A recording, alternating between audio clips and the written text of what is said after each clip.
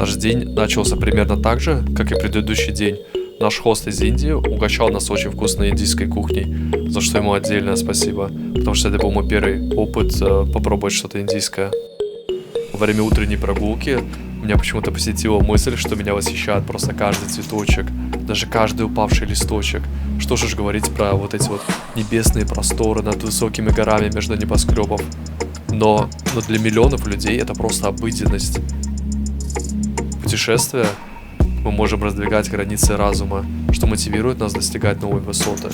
Насладитесь этим выпуском вместе со мной. Я все-таки набрался смелости, чтобы осмотреть окрестности. Но пока что еще недостаточно, чтобы раскошелиться на дорогущий билет на общественный транспорт.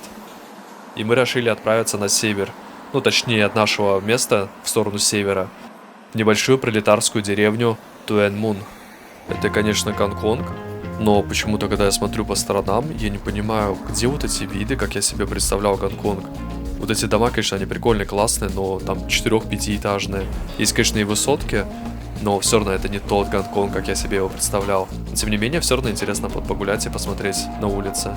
Потому что на данный момент эти виды мне почему-то напоминают какие-то курортные зоны, курортные города, может быть, не знаю, Южная Америка, допустим.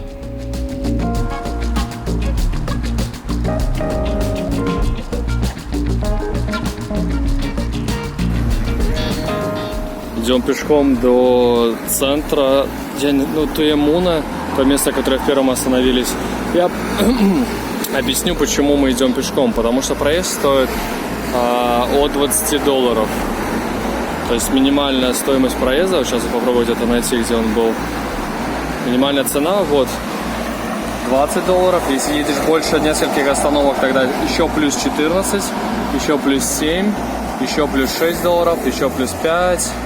То есть, если проехать полный маршрут, это проедешь, наверное, половину острова, но, тем не менее, минимальная цена одного проезда $20.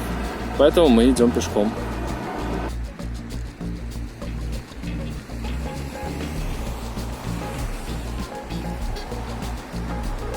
Приколи, ко мне вчера подошел чувачок и спрашивает: «Ты Джеки Чан?» «А, да, я знаю его, он ко мне тоже подходил». Кстати, уже не первый дом, который очень узкий, но широкий. То есть места для строительства домов в Гонконге очень мало. Здесь в основном либо пляж, либо горы. Поэтому часто дома строят высокие, но очень-очень узкие. С другой стороны, это очень удобно, потому что соседей намного меньше. Здесь дома, вот отсюда видно вот этот дом очень красивый, но очень узкий. Я предполагаю, что там, скорее всего, 2 или 3 квартиры на этаже. А вот цены на курочку. А мы прям на позитиве. Кому-то прям, очень нравится Гонконг. Все, я молчу. Почему-то название до боли знакомое. Ах, да, это же буддийский храм. А это камера, которая контролирует скорость. Если скорость превышает допустимую, тогда включается красный свет. Добро пожаловать в Туэн Мун. Это рыбацкая деревушка на стероидах. Удивительное место на самом деле, которое сочетает в себе древние традиции рыболовства и современную архитектуру в виде небоскребов, стоящих рядом с горами. Многие люди до сих пор живут в плавающих домах, потому что надежды получить жилье просто не существует. А приобрести жилье в Гонконге почти невозможно. Подробнее расскажу в следующем выпуске. И вот такие вот шикарные виды открываются с улиц Туэн Муна. А вот и обитатели жилого дома что-то готовят или просто моют посуду. А рядом какие-то бочки, краны, порт. И такой шикарный вид открывается сзади. А вот и лодки, о которых я вам говорил. Рыбаки отправляются в море за рыбой, а когда приплывают обратно, то ставят свои лодки возле своего дома. А сетками вылавливают рыбу, которую дальше развозят по рынкам Гонконга. Рыба с рынков напрямую попадает покупателю и в рестораны с кафешками. Слышу какой-то шум и хочу дойти до конца пирса и поболтать с кем-нибудь из местных. Но местные почему-то на меня даже не смотрят. На самом деле я прекрасно понимаю, что рыбакам просто не до меня.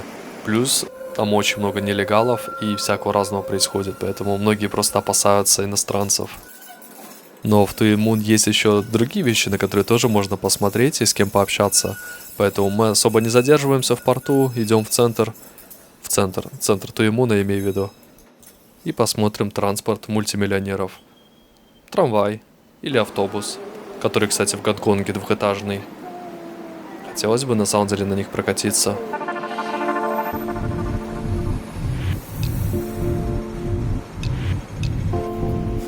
А вот это место в Туин-Мун называется Butterfly Beach, что переводится как пляж бабочек. Очень красивое название этого места.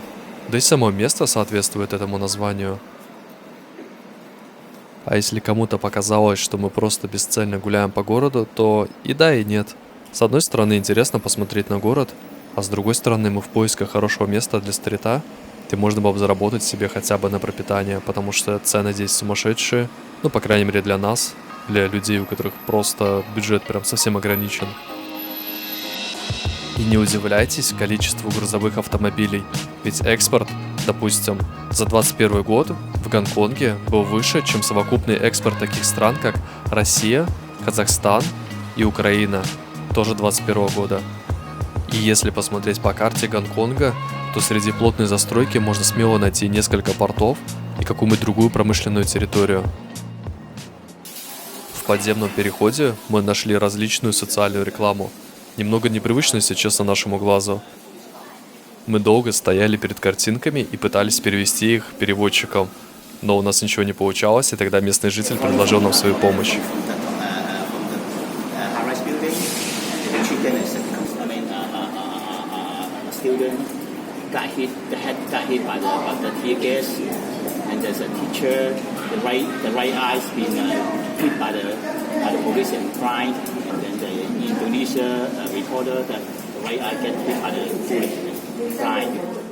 Если в двух словах, то демонстрации — это больно, сидите лучше дома. Местный житель не растерялся и предложил нам небольшую экскурсию по окрестностям пляжа бабочек. Мы рассказали, чем мы промышляем и как мы зарабатываем себе на путешествие, и наш новый знакомый пытался подсказать, какое место нам лучше подойдет. Но мне почему-то кажется, что наш новый знакомый просто хочет с нами погулять и пообщаться. Ну, в принципе, нам с ним тоже интересно пообщаться. Но мы идем очень спокойным шагом. Скоро уже потемнеет, а мы место еще даже не нашли. Кто знает, может быть, придется вернуться сюда завтра. Но есть и плюсы. Мы сегодня хотя бы посмотрим, как выглядит эта местность, и завтра будет легче здесь ориентироваться. Представляете, что я нашел в Гонконге? Это церковь. Ладно, я шучу. Не будет обзора церкви. Хоть даже это и лютеранская церковь, в которой мы еще не были. Но я почему-то постеснялся заходить внутрь.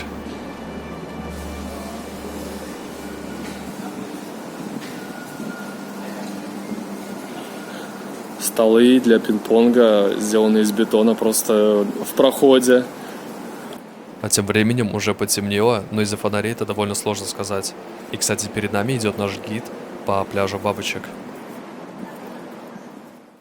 Наступило утро следующего дня, а все потому, что Сусанин водил нас целый вечер, но подходящего места мы для себя не нашли. Зато из плюсов нам купили буханку белого хлеба.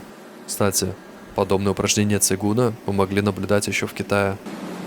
А наша утренняя гимнастика – это прогулка до одного места, про которое я вам сейчас расскажу. Сегодня по каучсерфингу останавливаемся у парня, но не дома, а в офисе. То есть он хостит у себя в офисе. И он нам прислал информацию, что если вы хотите помыться, у него в офисе нет душа, но можно прийти вот в этот вот центр, Осман Рамжу, наверное, Садык, мемориальный спортивный центр. Зайти внутрь и найти раздевалку с душем, и можно бесплатно помыться в душе. То есть, грубо говоря, любой желающий может это сделать, но по факту, я думаю, точнее, скорее наоборот, по факту может быть любой желающий, но я думаю, это больше, наверное, для детей и для тех, кто приходит сюда заниматься спортом. Потому что внутри проходят занятия спортом, бадминтон, футбол, баскетбол, волейбол, я не знаю, что еще. Ну вот, можно прийти помыться. А сам офис я покажу позже, потому что нам скинули только информацию, мы там еще не были.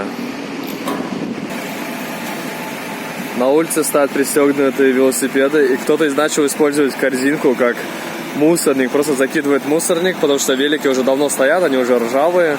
никому они не нужны, короче говоря. И идем дальше, и тут точно такой же велик, и здесь просто уже забит полностью мусором. Люди уже забивают, используют как мусорник. Но я надеюсь, кто-то все-таки это опорожняет, и потом человек, ясно, все, мусор, короче, уже разлетается. Вот так вот и опорожняется.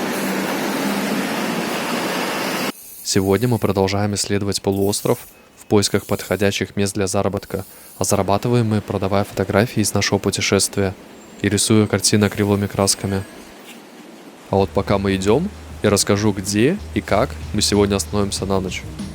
А останавливаемся мы по каучсерфингу у парня по имени Джефф, но не у него дома, а у него в офисе. Нас приглашают вечером в офис, когда все работники уже уходят с работы, и мы занимаем их места. И делаем то, о чем мечтают все офисные работники. Спим в офисе. А еще Джефф написал, что в офисе у него нет душа. Странно, да? Поэтому мы моемся в спортивных центрах, один из которых я вам только что показывал. Кстати, хотел заснять центр изнутри, но когда достал телефон, то все мужики как-то косо на меня посмотрели и начали прикрываться полотенцем. Может быть, переживали, что намочу телефон в душе? Ладно, я шучу, не было никаких полотенец. Все, вернемся к описанию офиса. Еще не знаю, в каких условиях мы будем жить, но у нас есть все необходимое для сна даже на полу. А вот, кстати, и офисное здание, которое на самом деле больше похоже на какой-то промышленный комплекс, потому что изнутри оно намного крупнее, чем снаружи. И внутри находятся не только офисы, а еще и производственные станки. А с Джеффом мы познакомились на каучсерфинге. И могу поделиться своим опытом использования каучсерфинга. Во-первых, с бесплатного аккаунта можно отправить только 10 запросов в неделю, а мы отправляли порядка 20-30 запросов в день. И то с трудом находили хостов. И далеко не каждый хост согласится приютить у себя путешественника на срок превышающий 1-2, ну может быть 3 дня. И зачастую хостят только на выходных.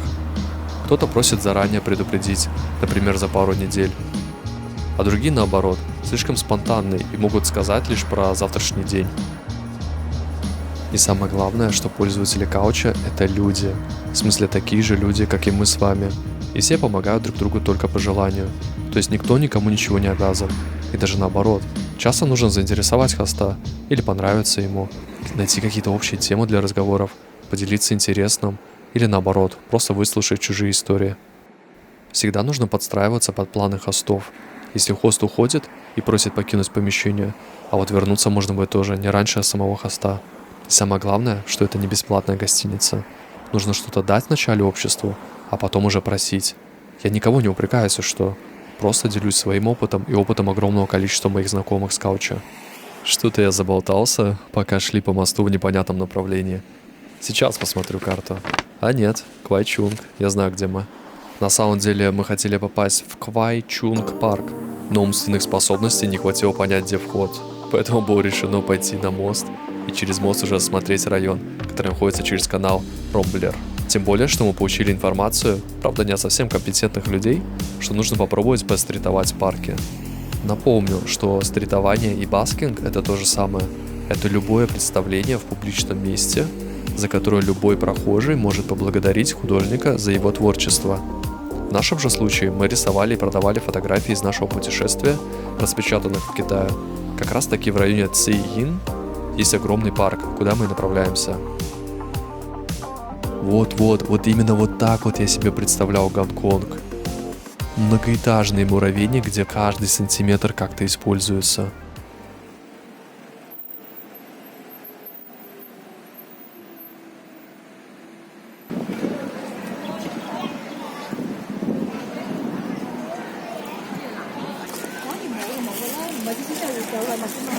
Вот он, долгожданный парк.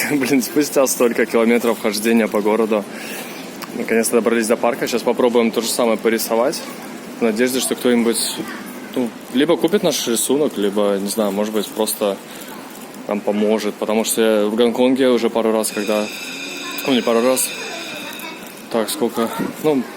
Короче говоря, да, пару раз. Потому что в Гонконге пару раз пробовали подзаработать. И почти все дают просто как пожертвования, смотрят, такие, ладно, ребята, давай мы вам дадим от жалости. Чувствую, что они, не заинтересованы в культуре, не заинтересованы в каких-то рисунках, фотографиях, а просто из жалости дают денежку. Я посчитал, в среднем где-то человек в час зарабатывает в районе $100 гонконгских. Так что если кто-то дает там $20-30, то это такая мелочь. Это просто оплата проезда. Но прежде чем кинуться рисовать в первом попавшемся месте, мы обойдем парк и поищем лучшее место. И в целом посмотрим, как выглядит парк Синьи. Опыта очень мало, и сложно было найти место, но мы все же смогли заработать хоть какую-то сумму на проезд и на еду. Ну и как минимум мы насладились ухоженным парком и шикарной погодой. На самом деле нас несколько раз прогоняла охрана парка, мы остановились заново на то же самое место, нас прогоняли еще раз, а потом уже пригрозили нам полицией, и нам пришлось уйти.